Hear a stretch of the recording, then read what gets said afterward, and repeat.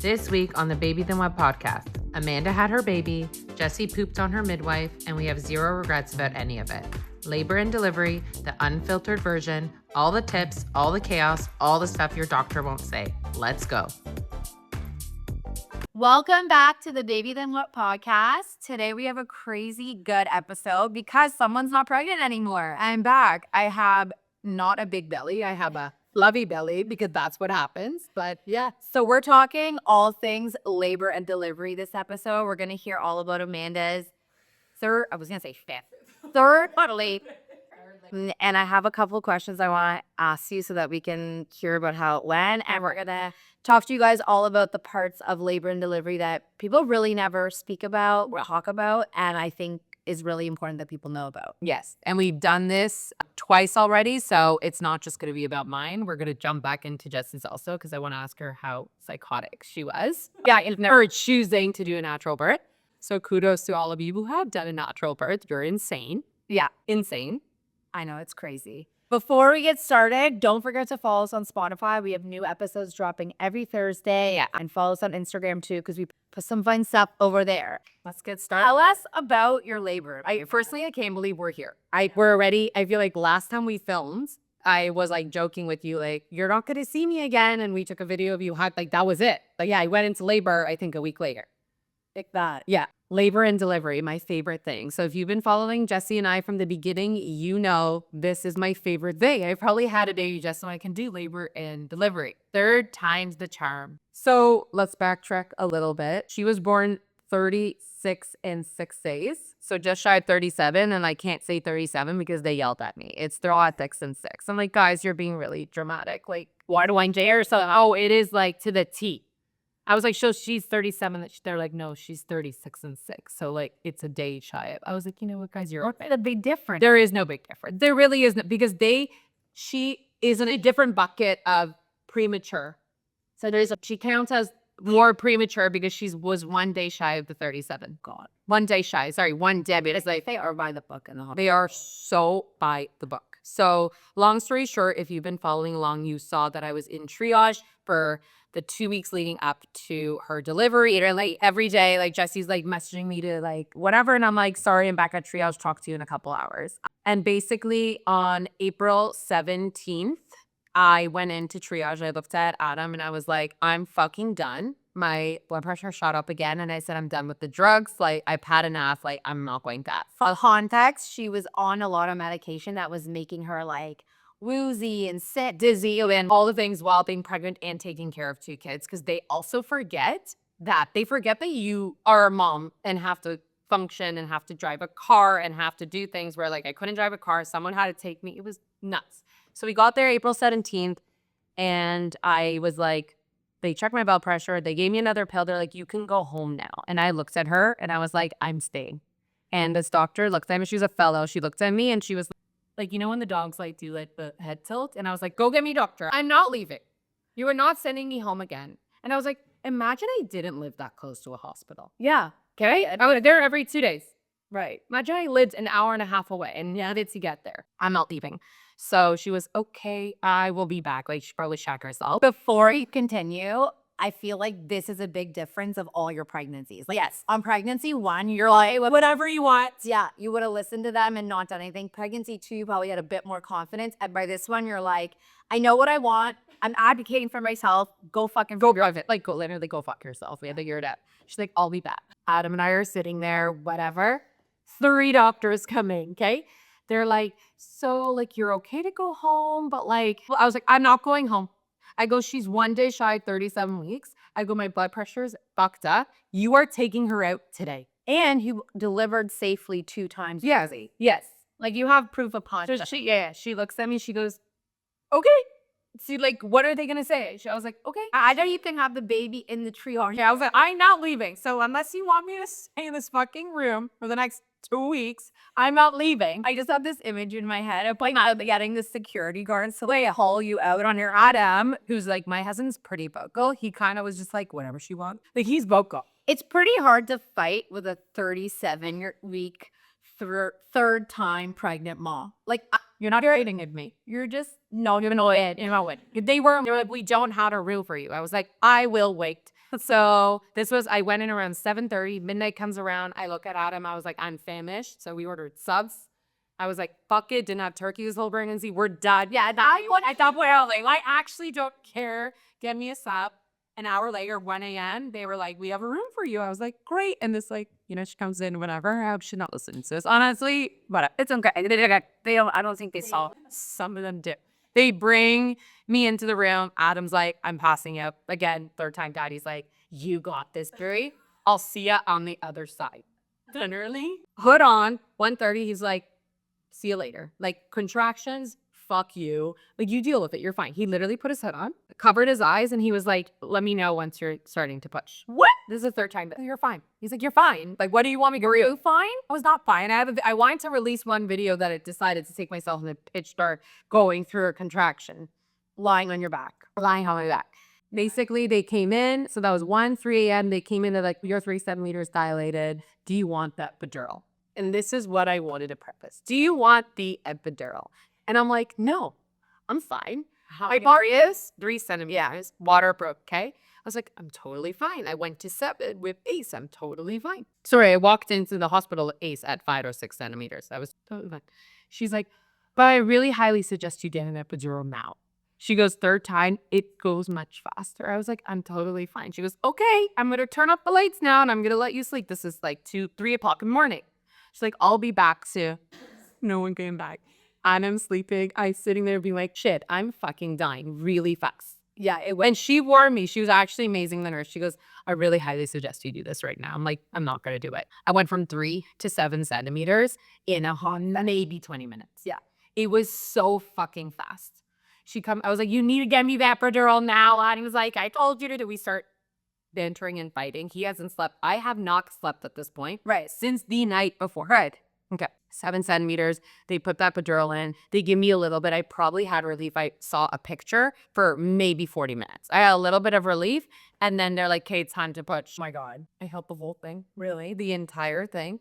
In the movies where the ladies hold on to the thing and they're screaming bloody fucking murder. That's what it is. You are screaming bloody fucking murder. And the only thing I can vision was her coming out of my asshole. Yeah. Not my vagina. No, she came out of my asshole. I truly, unless someone recorded her coming up, I still believe she came out of my asshole. Like, that is how brutally painful it was. Yeah. And it was in 5 minutes. So it was 5 minutes of complete that fire shit that they talk about that I never understood. Ow. Yeah. Ow. Anyways, long story short, I gave birth and I looked at Adam and I said, my friend Jessie is a fucking crackhead. I was like, gee, I didn't willingly. I was like, willingly, she chose to do this. So that was it. That was literally it. Then she came out and I love this whole thing because like we learned so much more. Last time they took the baby away from you. Well, Arlo, they took the baby away because he had to go to the NICU. But Ace right away, the weighing, the everything. I said, I want to do skin to skin for an hour. So they didn't weigh her or anything, which is so unnecessary. Which was so unnecessary right away. Whether she weighs not 6 pounds at sweating, I'm not gonna suppose you are. I'm literally wet. I have menopause. I had early on, I had menopause. Like the biggest takeaway from all of this and everything, Jessie doing it twice, me doing it 3 times, is you have to advocate for yourself. You know what's best for you. They don't also know every single detail about what's going on with your body, what's going on in your brain. So that was the best thing. I held her for an hour. Then they weighed her. Then they told me she had low blood sugar, which was fine. And then they pumped her up. And then at that point, that's where you leave your hands into the doctors. Put her into the doctor. Put her into the doctor's hands. Yeah. No, I think a couple of things is you can't advocate for yourself if you don't have information. No. So the first thing is you have to understand what your options are. Right. And like, you can understand like what's normal or what's common, but like you should really figure out like you should talk to both OBs, midwives, doulas, because each one will have a different thing and a different approach and different reason as to why, so that when you're actually in it, you might make this hit. The other thing is in the third time around, you could advocate for yourself because A, you kind of knew what to expect. And B, like you knew what it was. The first time around when I did it, I have no idea even what's the next step. So I'm advocating for myself because I have no fucking clue what's going on. So that again, like I hired a doula the first time around because I was like, she was telling me, what am I supposed to do? Like, when should I get the epidural? If I'm gonna get it, like, all these small things. Like, I bought the epidural at 9.5 centimeters. That's dying to wait. What's the point of doing that? There is no check being that. Yeah. But like, I wouldn't have known to be like, go in and check how many centimeters I am. Tell me the information, and then I would have to decide. Like, So now knowing as a first-time mom, you do not go that fast. So yes, if you're in pain, and I would highly suggest going in when they told me at 3 centimeters, for example, if you're already in pain at 3 centimeters, you get an epidural. Like, you're getting an epidural. You don't want to be in pain, you're getting it. Yeah. I had a epidural 1 centimeter with Arlo because they put the balloon in. 1 centimeter, that was not much pain. that's crazy. Okay. Then the second time around, when I went in and I felt a little bit of it with Ace at 6 centimeters, I listened to them. They were like, you should do it now. But it was still a longer labor. Yeah. When you're in your third time, when they tell you to get an epidural because this is the time it's going to work, I should have listened. So that is where I should have listened to her. She looked at me, she goes, I promise you need to get it right now. Otherwise, It's stupid. yeah, I think the whole thing with the contractions is that like, you want to like feel it a little bit to like be in it. It's like you just want to cut it off right before it gets, Or feel it a little bit, then stop it. exactly. That there's a sweet spot. But two things. One, and I only learned this on my second, are way more intense once your water breaks. Yes, right away. So I didn't know that. And so the first time around, my water actually broke. So every contraction I had the whole time was like so intense. The second time it didn't break and they had to break it. But before they broke it, she told me that. And I was like, no, don't break it. This can't be how more painful than it already is. It's right away brutal. It's brutal. I don't know why, but it is. Says it's ready to go. It's literally ready to go. As soon as you can't labor until your water breaks. Yeah. But see, this is the whole thing with the epidural. And I will say is having done it naturally and not. When you get the epidural, your pushing options are way more limited. Yes. So you can't push on all fours. You couldn't kind of ask them to do creative things, but they don't. They just put your eye better like hair. In your scenario, where it's a short labor, They put me on my side because it didn't even, they put me a little bit on my side. yeah, With a little bit of my side, it didn't work. And then it just, you can't really move. but on a 5-minute labor, like you pushed for 5 minutes. So in that scenario, being on your back, It was fun. I pushed for 5 minutes on my back when I had Benny, naturally, because at that point we were like, she wanted to like still get it. Yeah. But with Ziggy, I pushed for 2 hours on my back. That's insane. You know how much like damage I had on my pelvic floor after that? Yeah. It was awful. Yeah. I got out though. So this is where I'm like, my God, I understood now, Jessie, who did a natural labor, when I saw her after, where you got up to pee after. Yeah. I got up to pee after. Right, because you weren't numb. Because I wasn't numb because the epidural just didn't kick in. They're like, can you stand up and pee? I was like, yeah, I'm totally fine. Right. That was incredible. Yeah. I'm not going to lie. Yeah. Went to the toilet right away. They want to see you flush it out. They were also in shock that it was so easily like right after. They don't thank you. Versus on Ziggy, where I had a full epidural for like hours. I was pressing the button with Arlo. At one point, the day after, I couldn't feel one of my legs. Yeah. And I was like, I'm paralyzed. Yes. Like I was freaking the fuck out. But I didn't realize that it just takes time to like get it out of your system. So like the more you move, the more you drink water, the more you flush it out, like it does go away. But like in that moment, I was like, No, it's scary. I'm paralyzed. My ankles were scary. It's so scary. And that was from the epidural. My ankles were this big after. It's kind of like the kinkles. When you think about labor and delivery and you're just like, it's kind of really fucked up that we all just like go through these like insanely traumatic experiences. And it's just like, you're fine. You're fine. Go home and like post a cute picture of your baby and you're fine. No, it's really. We posted a picture of our cute baby. We're like, welcome to the world. I literally almost just died. No, actually. And Nice to meet you. And I remember the feeling so well of going in. Like I remember getting pregnant and I was so excited and I loved being pregnant. And then at the very end, once it was like go time, I remember like the fear so intensely of like, what is going on? You have no idea what to expect. Even if someone tells you a story, it is not even. And every labor, the biggest thing, every labor is different. Yeah. That's it. We have 5 between us. Every single one was different. Not that the epidural was different. The non-epidural was different. The push time, the prep time, The pain. the pain. Like I could officially say I'm done. I'm so, I wish I had that feeling. I'm so fucking done. Labor was my favorite thing ever. I would love to go to any of your labors if you want to invite me. I still haven't seen, like, I begged. I was like, please just take a video of, it was so fast. They couldn't even take a video of her coming out because it was so fast that the doctor after probably felt so guilty. She took my phone. The physical doctor delivered my baby and was taking photos of me and Anna. Really? Because I was like, all I want is a video. No, a video of her coming out. And they couldn't get it. It was so fast. It was like, boom. Wow. That's crazy. Yeah. It's crazy because I've never experienced that. Like, I've heard so many people with the fast, like, Right. second one fast, third one fast. I was expecting Benny to be fast. Yeah. He was not fucking fast. No, he was like setting up camp. Well, if you have a third one, it'll be fast. I don't know about that. They both had been like Longer. slow as fuck. And they had really long labors. But I think the first one was long because of the epidural. Like, and I was able to, like, the other thing is with the epidural, you have to like lie on your back, which like works against you. Like, your head out. That's why they put you on the side with that peanut ball. If you're on baby 2 or 3, I actually think the epidural makes more sense. Yeah. Because like it's gonna come flying out. So you might as well not be in pain. Yeah, that was The first one, which is like most people get the epidural on the first one. yeah, it's fucking painful though. But it's so like It'll take longer anyways, but the first one will be the most painful. The first one usually is the one that you do rip because your body's never done it before. I only ripped with Arlo.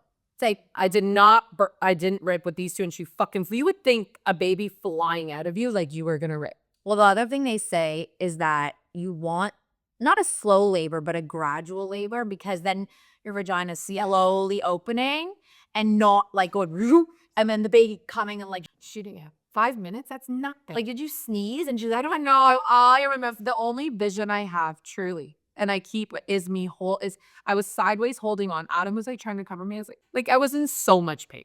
Yeah. Like this was really fucking this was really fucking painful. When I did the, It told me the ring of fire, like everything. it's real. And all I envision, I keep saying it, is her coming out of my asshole. And look at her now, and I'm like, you was another 0.5 pounds, and you came out of my ass crack. When they were delivering me and I felt everything too, like she literally like had her hand like, Yeah. like against my butt. So I don't know what she was doing, like the midway, and like pushing, and I felt all the pressure there. But you know what the craziest thing? Honestly, you're a complete psycho. Like you really are. But so many people do it. Yeah, they're psychotic. They clearly, don't have a high pain tolerance threshold, whatever the fuck it is. I don't have it. I'm like, I can't do this. Yeah. I'm like, I can't do it. Imagine that feeling. Oh, if you're not being in a hospital, No, drives an epidural. that I begged them. I was like, please put it that out. was the moment I had when I was in such excruciating pain. And she was like, if you want to get an epidural, you have to go get in your car, put your seatbelt on, and drive to the hospital. But yeah, no. I was like, fucking just get this baby. Get it out. You're like, do whatever you gotta do. Get it this out. fucking baby. Yeah.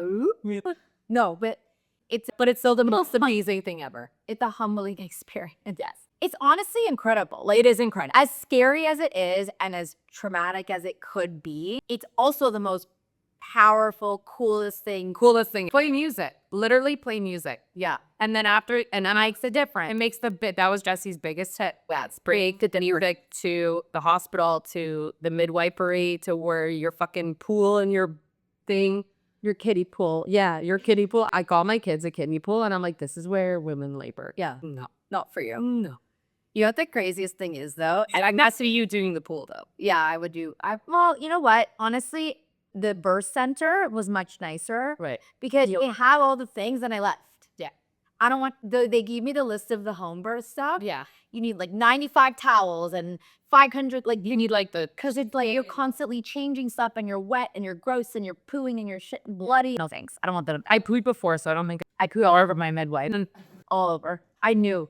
I was like, I feel like I'm pooing. She goes, she doesn't want to make you feel bad. I was like, no, I know. I was like, I know hopping up the dry. That is the clip. That is the real clip for this. I pooed all over my midwife. no, I really did. I didn't. Because And I was on all fours too, which is really special. Jessie was a dog and pooed on her owner, the midwife, who was her owner at that time. You know the craziest thing though? Sure, Jessie. I don't remember the pain. That's disgusting. What do you mean? I still remember it. I don't. You don't remember it because this fart is, you don't worry. It experienced it again, I probably would be like, I remember this. But I don't like, you're still like, I'm biased to go. I remember it. I'm still trauma. I had some trauma. But like, think about it. Like, this is Oh, yeah, women have more children. and I would potentially like do it like you naturally again because like you forget. I don't want to be involved in your natural birth, but I kind of want to. Call me at the very end when because it's going to be a boy who's fine. Yeah, it's going to be a boy. Let's go through some of our best tips for labor and delivery. Yes.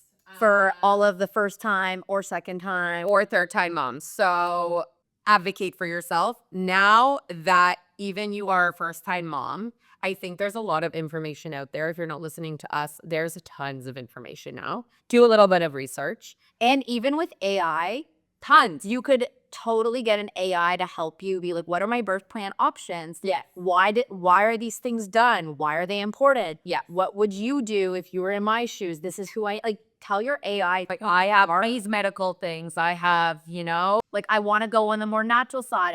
I like medical. Like, just give it a little bit of context and know who you are. and it'll prep you a little bit. Yeah. But yes, get a midwife if you need, get a doula if you need. Call your mom friends that have had kids before. Like, example, Jessie and I had 5 different, like if someone came to us now and they're like, tell us all about it, we have tons of stories to get on. There's not one story that's the same. There's not one labor ever that's the same. Every one of our stories has the same thing where you're feeling something one way. Someone was telling you something different, maybe. Yeah. And you were like, nope, I'm going with my gut is telling you. I have to go with your gut. And I need to like push on this like one specific point. So that would be my best tip. Just like know that in your heart and in your gut, like you know what's best for your body and your baby. I agree. And you should be getting options from the doctor and then you guys can work on something together. But yeah. And they still can't tell you what to do unless it is a medically necessary. Yes. Like, for example, when they pulled our lower weights, the NICU, or after the hour when they just checked her and they're like, she has low blood sugar, we are taking her. We got to give her some blood. Like, that is where I don't know and I trust them. And that is why doctors are there. They're there, but the option is like weigh them right away or go to your skin. Weighing them is not a medical thing. Weighing them is not a medical thing at all. We get skin to skin right away. And then they say like after the hour, they do want to check on the baby, which I'm happy they did because she did have low blood sugar. So there is your example. Yeah. So yes, I chose to do our skin to skin, but some people choose not to. So this is a perfect example of like where would they have known if you were at the midwife birth center? Yeah, to check her. They check for him. They checked him for low blood sugar and that. They check everything. After the hour. I have to be there for at least an hour and a half. There you go. I have to see it's an hour and a half. Yeah, you have to. So Like you then lead. no, so the midwife, that's the best part of it is that you give birth and after they checked you for the full, like whatever, hour, 2 hours, you're out of there and you're full. I know. I met him. It's we were out for dinner. You're like, I'm on my way home. I'm like, we're coming. I know, it's crazy. So that is labor and delivery. I'm trying to think of like More tips. I like more tips, but also like I can't believe this is like not the last time we're talking about it. So we'll be talking about it forever. But like crazy that like I'm done. Like it's done. Like the next time I'm in a hospital room is like if you're all right, get it, or like my grandkids. That's it. It's crazy. Like I have to go back to triage for the 6-week checkup, but we'll save that for the next episode. That you're fun. Are you checking yourself? I'm for sure gonna check myself. I already thought of it. I'm almost at 5 weeks. Oh my God, crazy. We'll leave that to the postpartum part. But If you have any specific questions, send us them. Yes, I speak English. and give you Jessie postpartum. Yeah, Real. I had to like pregnancy brain continues on. And it's so bad. And I'm talking and I even like recorded a video for like Instagram and I was like, I can't speak. because your body is moving all the nutrients away to other parts. So I'm hiking milk to diagnose that brain cells, literally. Milk. We could talk about that really quickly before we end. Once they tell you to put the baby on your boob because it starts releasing that prolactin feeling, and that's when the colostrum starts coming in right away. So that makes sense to me, and that's why I enjoyed the skin to skin right away. It was just all like that she peed all over me. By the way, that whole thing, like we have 4 boys between the two. Never been peed on. I have never been peed on. Have you ever been peed on? This girl has peed on me at least 12 times. She's 5 weeks old. Every day. They pulled her out of me right away. peed all over me or broke it into hives everywhere. Well, it's it. Yeah. All over me. I was like, that means you were literally peeing in me all day long. Every time I change her, the girl pees. Once I need to change the pad, like the change pad, and I lift her cute little bum up, peeing all over me. Oh my gosh. So that is not a thing that boys yell on you. Like, if she has movies when it's like their penis is this girl pees, says no. This girl pees all the time. That's so funny. All the time. It's hilarious. But that's Okay, well, that's a fun fact that we would have never expected. girls pee. Okay, guys, follow us on Spotify, Apple, rate us. We love to have your feedback and comments. And we will see you next week.